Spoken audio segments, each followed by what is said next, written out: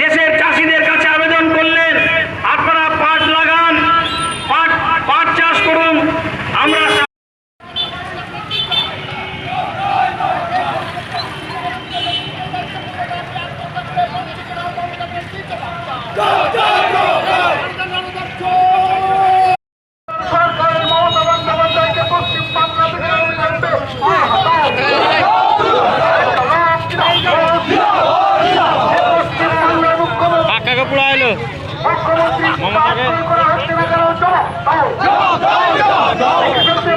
সরাসরি পাঠ প্রয়োগ করা হচ্ছে পশ্চিমবাংলার মুখ্যমন্ত্রী মমতা বন্দ্যোপাধ্যায়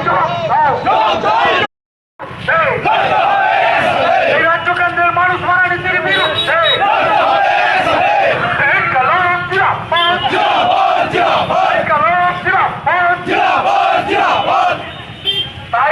তাই তো বলি সময় ডাকে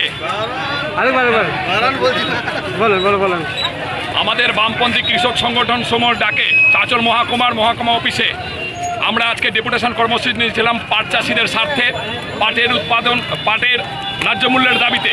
আমাদের দাবি আছে 5,000 টাকা কুইন্টাল ধরে চাষিদের পাট কিনতে হবে সরকারকে, এবং সরকারকে বাধ্য হয়ে কিনতে হবে। তার সঙ্গে অন্যান্য আরও দাবি ছিল আমাদের, সে দাবিকে সামনে রেখে আমরা আজকে এখানে ডেপুটেশনটা দিয়েছি।